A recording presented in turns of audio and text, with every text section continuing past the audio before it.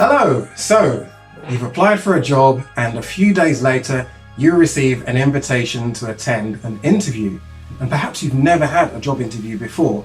Maybe you've had an interview for a college course, but this is very different, going for a job interview. So how can you make sure that you perform at your best in an interview?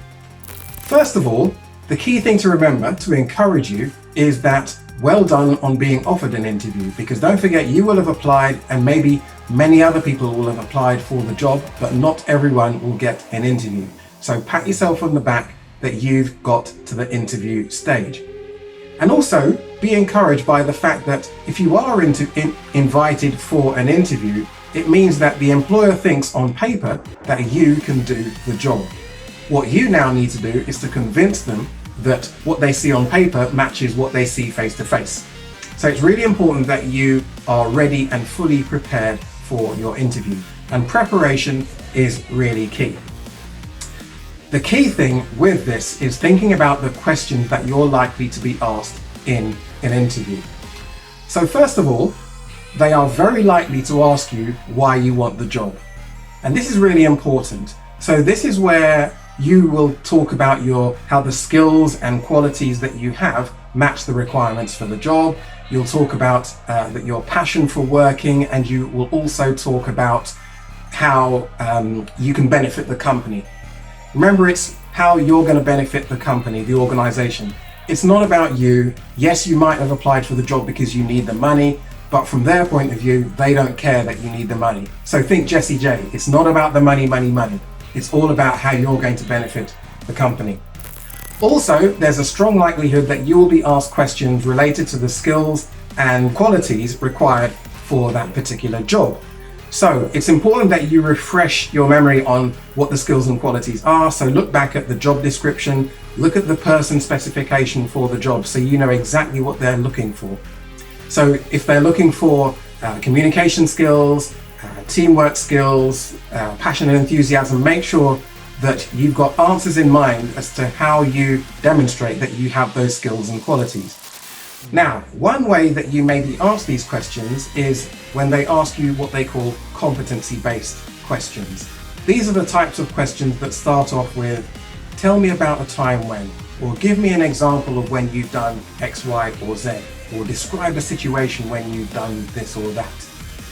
Now, the way that you can answer those questions is by remembering the STAR acronym. And this stands for situation, task, action, and result.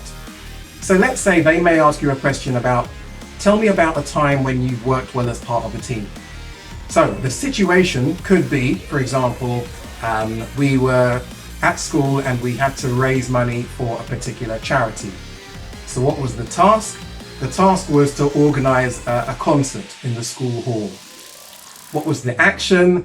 You specifically, don't think about the whole team, but what you specifically did. So for example, you might say, well, I had to book the venue and I had to organize the posters for the event, the advertising, the marketing, and so on. And then the result was that the event was a success. And maybe you might want to talk about mistakes that were made and what you learned from those mistakes. That's the general way of how you will answer a competency-based questions. So remember the STAR acronym. Also, practice answering these questions that you may well be asked. You might practice in front of a mirror, you can practice with your friends or family. The key thing is that you get used to hearing yourself give these answers and that you can fine-tune your answers so it sounds exactly as you would like it to sound. And also prepare some questions that you would like to ask the interviewer. Remember, the interview is not just about them finding out about you, it's you finding out about the company, the employees, and so on. So write down some questions, take them along to the interview so you don't forget. In terms of practicalities as well, make sure that you're dressed smartly. I always say go slightly smarter than the average employee that works at the company. So have an idea of how they dress, make sure you're dressed smartly. And the key thing is, you're not going to be penalized for overdressing, but you may well be penalized for not dressing smartly enough. So think about how you're dressed and dress smartly. And in terms of travel as well, make sure you know exactly where you have to go for the interview. Make sure you maybe do a dummy run so you know how to get there, how long it's going to take you. So maybe practice the day before, the week before, and make sure you arrive in plenty of time so you're not hot and sweaty and flustered. So 15 or 20 minutes in advance. And remember that the interview starts as soon as you walk into the building, not when you walk into the interview room. So as soon as you walk in, you may speak to a receptionist, for example. Look interested, look keen, be polite. If you're sitting down waiting for the interviewer to call you, look around, maybe pick up some leaflets that are there, read up about the company. And it's really important that you do research the company in advance so you know exactly what they do, what they offer. So that's really important as well. So you can look on the website, and you can also look on social media to find out what the company do. Because again, you may well be asked the question, tell us what you think about what we do as a company. So that's really important.